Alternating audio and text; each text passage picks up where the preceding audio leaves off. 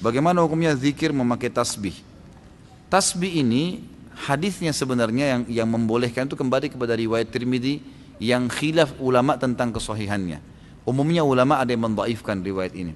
Umumnya ulama mendhaifkan riwayat ini tentang waktu Nabi SAW menuju ke masjid, kemudian menemui Ummu Salamah yang sedang berzikir sambil menghitung batu, gitu kan? Setelah itu Nabi SAW pulang dari masjid menemui Ummu Salamah masih memakai batu, subhanallah, alhamdulillah, sambil hitung dengan batu. Kata Nabi SAW, wahai Ummu Salamah, apakah kau kerjakan ini dari tadi? Dari sebelum saya pergi kamu zikir dengan cara ini? Dia bilang iya. Kata Nabi SAW, saya sudah membaca zikir yang mengalahkan jumlah pahala zikirmu dengan cara saya membaca, misal habis subhanallah baca ada khalqihi wa ridha nafsihi wa zinata arsy wa midada kalimati, sejumlah makhluknya Allah. Jadi bilang subhanallah ada khalqi, sejumlah makhluknya, wa ridha nafsi, sampai dia ridho dengan dirinya sendiri Allah SWT, wa zinata arsy, sebanyak jumlah perhiasan singgasananya, wa midada kalimati, juga sebanyak jumlah kalimat-kalimatnya. Maka itu mengalahkan. Ulama yang mendhaifkan hadis ini mengatakan ini hadis yang menyebutkan tentang adanya hitungan dengan benda, bukan dengan tangan, gitu kan? Maka mereka mendhaifkan ini, mereka melemahkan, dan dengan melemahkan hadis ini, kalau hadis lemah itu tidak terlalu lemah, bukan karena ada pendusta dan tidak bertolak belakang dengan hadis sahih, hukumnya boleh dipakai dalam fadail amal, dalam amal-amal sunnah ya. Tapi ternyata pendapat pertama mengatakan ada hadis Nabi yang diriwayatkan Imam Bukhari berbunyi tangan jari yang dipakai bertasbih itu akan menjadi saksi hari kiamat, menjadi saksi pada hari kiamat. Maka pendapat pertama mengatakan, maka kalau dipertemukan antara hadis ini yang sahih, tasbih berhitung dengan jari menjadi saksi hari kiamat, dan ini Ummu Salamah menggunakan batu sementara hadisnya lemah, maka didahulukan yang ini, otomatis kan gitu. Maka mereka mengatakan ini lemah tertolak dengan hadis sahih, maka itu adalah perbuatan yang bid'ah, gitu kan? Tidak dibolehkan. Pendapat kedua mengatakan tidak bentrok antara hadis pertama dengan hadis kedua, tidak bentrok, karena hadis pertama hanya menjelaskan perilaku Ummu Salamah yang menggunakan batu. Hadis kedua menyebutkan tentang lebih baiknya kalau menggunakan jari. Kalau dilihat ini tidak ada bentrok menurut pendapat ulama yang kedua, maka lebih afdal menggunakan jari, tapi tidak disalahkan kalau menggunakan tasbih, seperti itu. Nah ini saya sudah berikan kepada anda tentang masalah khilaf ulama, itu dilihat kondisional. Saya bahasakan afdalnya menggunakan jari, ini terus kita biasakan gitu kan. Tapi kita tidak boleh 100% menyalahkan orang yang menggunakan tasbih itu, karena masih ada pendapat ulama tadi yang saya sebutkan.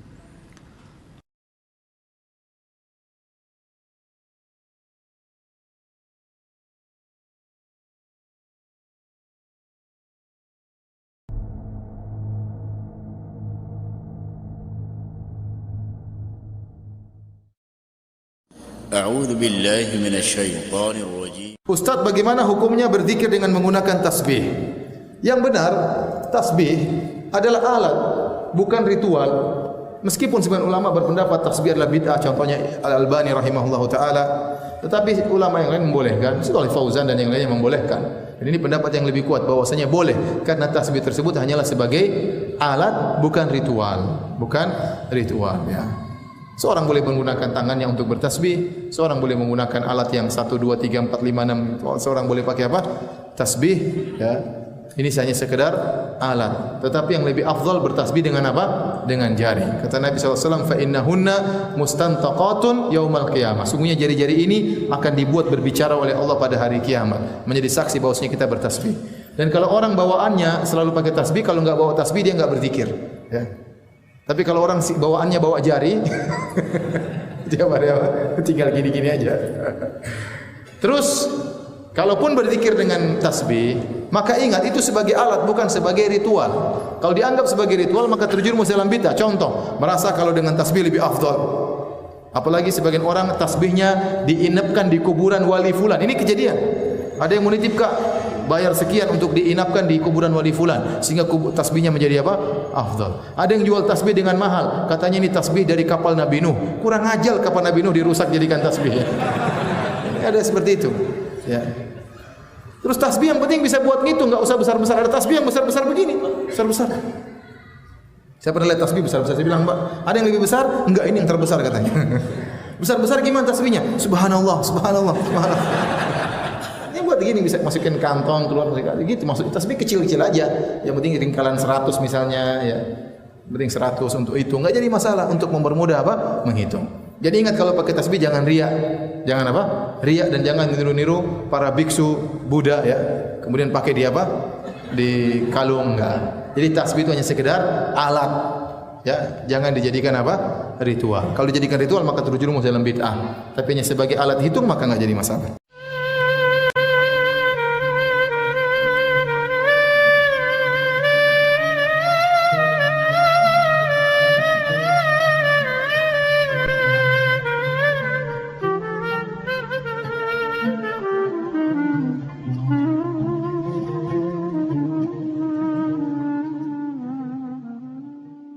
Assalamualaikum warahmatullahi wabarakatuh. Buya, saya mau menanyakan tasbih Buya, alat untuk wirid. Itu kan kalau dilihat biasanya ulama kan pegangnya tasbih. Sekarang ini kan ada tasbih yang modelnya cetekan itu Buya, kayak digital itu Buya. Ada yang counter itu. Apakah termasuk dikatakan tasbih Buya? Biasanya counter itu juga dipakai untuk pramugari menghitung penumpang Buya. Terima kasih. Wassalamualaikum warahmatullahi wabarakatuh. Tasbih pada zaman Nabi gak ada tasbih begitu. Yang ada adalah biji kurma. Jadi ada biji kurma. Ada. Jadi pada zaman Nabi orang kalau berzikir pakai biji kurma. Kemudian kalau pakai biji kurma mungkin repot hitungannya dan sebagainya. Akhirnya berubah, berkembang, diikat. Akhirnya diikat itu hitungannya dipaskan menjadi 100, ada 33 dan sebagainya. Maka itulah tasbih, dan tasbih bukan bid'ah. Kalau nggak mau tasbih pakai mobil lewat saja. Setiap ada mobil saya baca astaghfirullahaladzim, nggak bid'ah kok. Astaghfirullahaladzim, astaghfirullahaladzim juga boleh. Ada sebagian orang dikit-dikit bid'ah, dikit-dikit bid'ah, itu memang sakit bid'ah dia itu kayaknya ya. Jadi tidak bertasbih bukan bid'ah. Tapi intinya apa? Untuk bisa menghitung, agar membiasakan kita untuk berzikir. Dan memang benar kalau orang di tangannya ada tasbih itu diam jadi ingat, tasbih lagi, zikir, zikir lagi. Ni'mal mudzakir.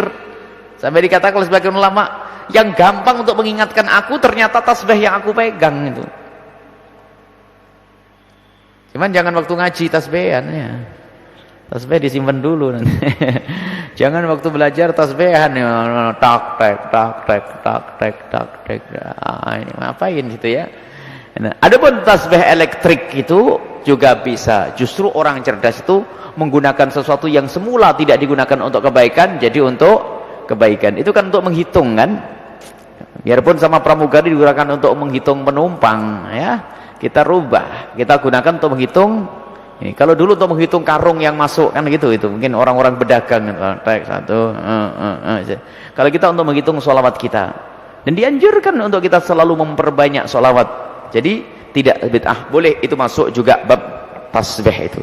Sebab tasbih itu maksudnya adalah sesuatu yang digunakan untuk berzikir, maksudnya untuk menghitung zikir kita agar kita selalu continue dengan istiqomah dengan zikir tersebut. Adapun bentuknya, jangankan kok elektrik itu, tasbih dalam bentuk rangkaian itu juga tidak pernah ada pada zaman Nabi SAW, tapi diisyaratkan pada saat itu adalah dengan cara para sahabat Nabi melakukan dengan cara biji kurma, biji kurma. Kalau tidak jagung satu karung, saya mau bela ilah Allah pakai jagung satu karung, boleh, bagus. La ilaha illallah, satu karung selesai. Siapa yang mengatakan bid'ah ya? Tidak ada katakan bid'ah hal-hal yang semacam itu.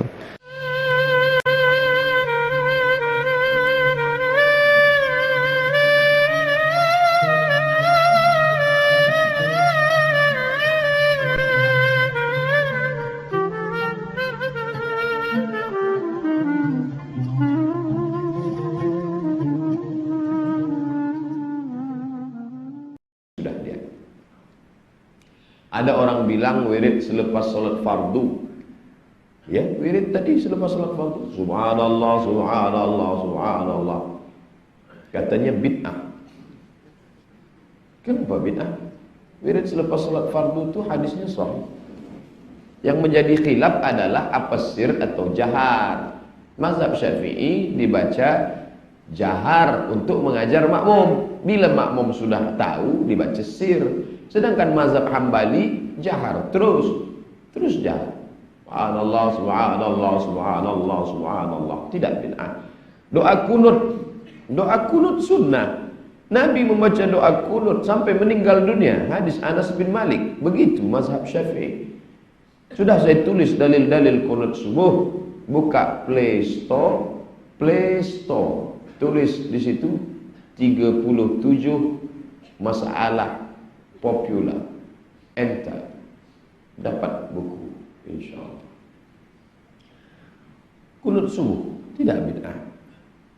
Paling tua Hanafi, nomor 2 Maliki, nomor 3 Syafi'i, nomor 4 Hambali. Yang tidak berkunut subuh 2 Hanafi dengan Hambali. Sedangkan yang berkunut subuh 2 Maliki dengan Syafi'i. Kenapa kami di Makkah tak ada kunut subuh? Di Makkah tak ada kunut subuh sebab Makkah itu mazhabnya Hambali. Maka tak ada kunut subuh. Dari dulukah Makkah itu mazhabnya Hambali? Hambali di Makkah sejak mula 1924 King Abdul Aziz. Sebelum King Abdul Aziz berkuasa, Makkah itu mazhabnya Syafi'i. Terjadi pergolakan politik berubah dari Syafi'i ke Hambali. Dulu Makkah berkunut subuh. Sekarang raja yang ke-7 Salman bin Abdul Aziz menggantikan abang dia Abdullah bin Abdul Aziz, menggantikan abang dia Fahad bin Abdul Aziz, menggantikan abang dia Khalid bin Abdul Aziz, menggantikan abang dia Faisal bin Abdul Aziz, menggantikan abang dia Su'ud bin Abdul Aziz, menggantikan ayah mereka Malik Abdul Aziz ibnu Su'ud. 7. Baru 7 ni saja Hambali. Sebelum ni Syafi'i.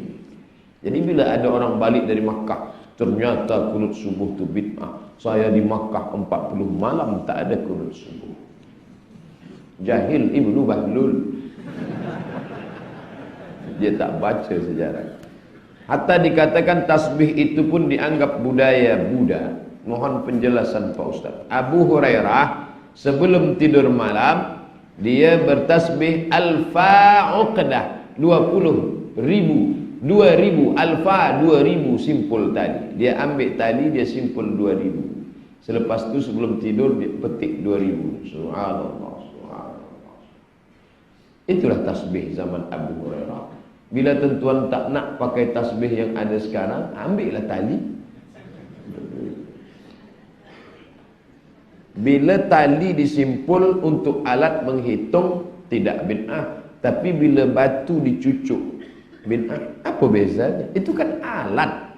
Itu alat. Bila alat punya orang kafir haram, maka haramlah kita pakai ini. Ini bukan punya orang Islam. Ini mereknya Wave, Boya, Samsung, ada Sony, Panasonic. Bukan punya kita tu. Kalau punya orang Islam, Nurul Huda, Al-Hidayah. Mana ada? Itu kan alat. Maka antara sesama ulama Saudi Arabia pun berbeza. Kata Syekh Albani, tasbih kata dia bid'ah. Kata Syekh Ibn Utsaimin tidak bid'ah. Kerana dianya adalah hanya alat untuk menghitung, mengira saja. Pelajar perempuan